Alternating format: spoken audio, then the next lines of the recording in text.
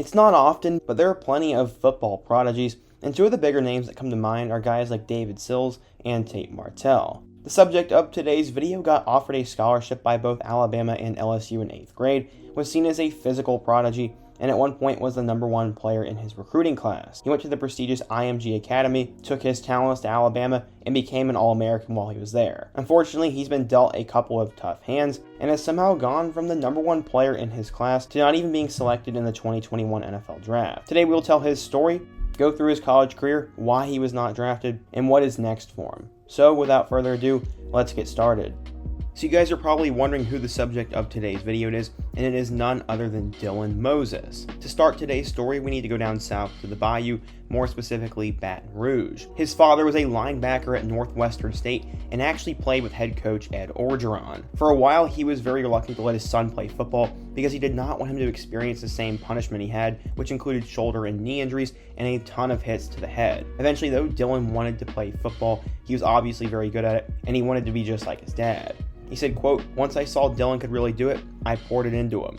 If you're going to play this game, you'll be the best." That literally would come true, as eventually he would become the #1 ranked player in his class. The father and son began to train every single day. They'd get up before dawn, do a ton of 3-a-days, they'd run laps, and basically every single drill you can possibly think of. Moses never complained, and while most kids were watching cartoons, he was out working out. At 10 years old, Dylan had defined abs and biceps, and most parents could not believe he was actually a 10-year-old, so they would have to bring his son's birth certificate with him to the games. With every single game he played, the word got around about this kid. Obviously, he was a man amongst boys, but he was already on LSU's radar thanks to one of his dad's friends.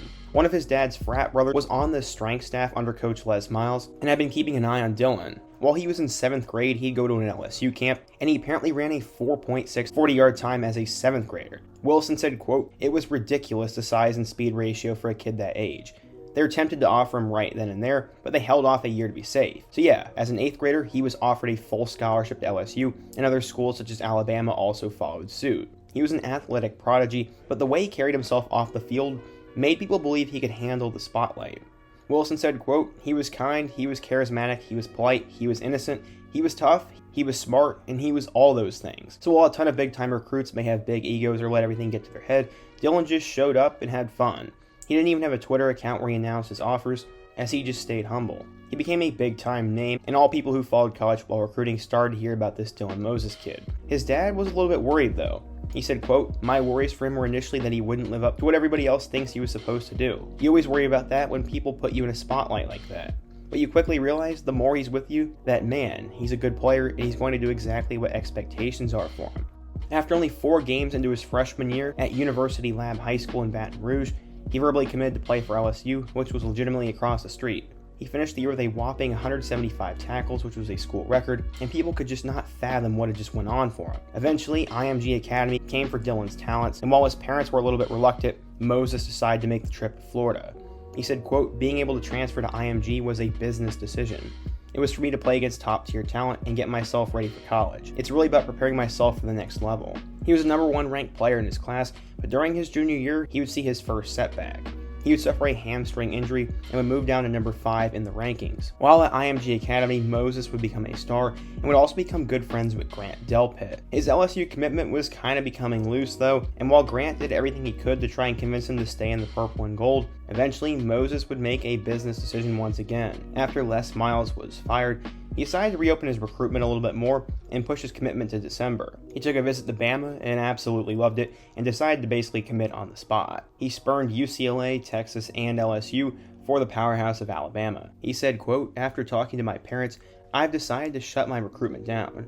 I will not be taking any more visits, and I want to thank every coach that offered me and took interest in me as a player and as a person.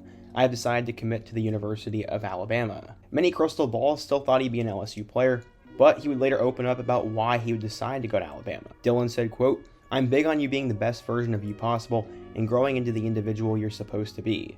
And I wanted to put myself in the best position to do that, and I didn't feel like staying home would be something that would make me grow as a player, person, and as a man. In order to grow, you have to put yourself in uncomfortable positions, and that's what I did." While they supported their son, his father wasn't exactly super thrilled he was going to Alabama. He said, quote, "Dude, Coach Orgeron was in my class, and we got inducted to the Hall of Fame at Northwestern State. Do you not think I wanted him at LSU? I found that pretty fascinating, and while this was tough for Tigers fans, LSU would win their national title in 2019. So yeah, so far he's gone from a prodigy to the #1 player in his class and an Alabama commit, but his stock would drop in the recruiting world. According to 24/7 Sports, Moses was still a 5-star recruit, but he was now the #2 ranked outside linebacker and the 13th best player in the class of 2017. He was a superstar, and he was now ready to take his talents to the most premier program in the country. As a player with such high expectations, you'd think he'd fit in right away, but unfortunately there was some behind-the-scenes stuff that was going on. While he did show out physically, he was struggling to understand the playbook. He was a perfectionist, and he would basically study to the point of exhaustion. Some days he would overwork and overwhelm himself so much, he'd get stressed out to the point of tears. He would eventually figure it out though, and he would play as a freshman in 2017. He would appear on special teams and the linebacker rotation pretty quickly as a true freshman, and when a veteran above him went down for the season with an injury, he got even more playing time and would actually start the final 2 games of the regular season. He would finish his 2017 campaign with 30 tackles and 1.5 sacks. He helped contribute to a great season for Bama, as despite them losing on the road to Auburn, they would make the college football playoff, go to the national title game, and beat Georgia by way of Tua to Devontae Smith. In 2018, he would become a full-time starter and would shine. He had a team-high 86 tackles, and he was the leader of that defense. He was paired up with Mack Wilson, and they were both named semi-finalists for the Butt Kiss Award. When the season was over, he was an All-SEC selection and a second-team All-American, and the hype from going into 2019 was pretty unreal. He lived up to the hype at this point, and the NFL was just going to be his next step. But it wouldn't go according to plan. It would start in the national title game against Clemson, as the defense would give up 482 points, and Alabama got punched in the mouth in that game by the Tigers, and they had no clue how to respond, and they got humiliated on a national stage.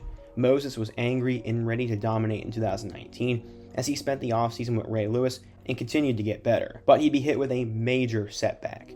Just days before the 2019 season, he would tear his ACL in practice and was done before the year had even started. Alabama definitely missed him, as he was expected to be a leader, and because of that, they ended up losing the SEC West, and that can be blamed on Joe Burrow, Tua's injury, and the Iron Bowl.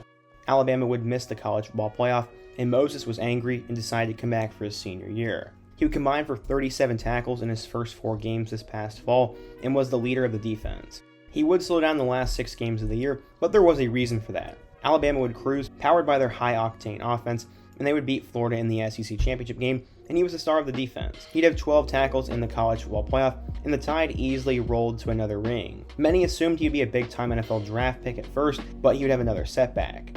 He'd been playing with a hurt meniscus, and teams were very scared to draft him.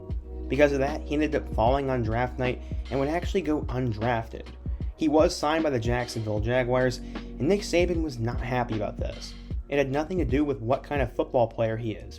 It was all based on medical grades by teams, which frankly was a little surprising to me. Since Saban coached with the Dolphins back in the day, they said players with the same medical grade as Moses should have been drafted. And if I'm an NFL GM, you can't tell me there are a ton of players in the 4th through 7th round who are better than him. Either way, it was shocking, and Saban just was not happy about this. Besides that, he had appeared a step slow in 2020 because of those injuries, but I'm 100% certain he is going to make the roster this upcoming fall for the Jags. Urban Meyer is a great talent developer, and he is the definition of a player who has a medical risk, who shows out and becomes a star. So you may be asking, what went wrong for Dylan Moses? And it's pretty simple. It was literally just injuries. He suffered that injury in high school, he tore his ACL before 2019, and played with a hurt meniscus in 2020. The most important thing that NFL teams are forgetting about Moses is just what kind of person he is. Getting offers in 8th grade would go to most people's heads, but he didn't let that happen. He saw his recruiting ranking continue to dip despite doing nothing wrong, and when he struggled in Alabama, he powered through until he figured it out. He became a leader, and he lived up to all the hype he had, but he got hit with that devastating knee injury. Like a ton of players in college football, he could have opted out after he hurt the meniscus, but he wanted to see his team win, and he did not want to quit, so he played through it, and it is an absolute crime that he went undrafted. So that is what happened to Dylan Moses, and I hope you guys enjoyed today's video. If you're an Alabama or a Jaguars fan, let me know what you think. Drop another child football prodigy down in the comment section. Be sure to hit that like button, subscribe if you are new here, and check out all my other videos on the end screen, including a former Alabama superstar who went to the same high school as him and Tim Williams. I hope to see you guys again soon, but until next time, peace.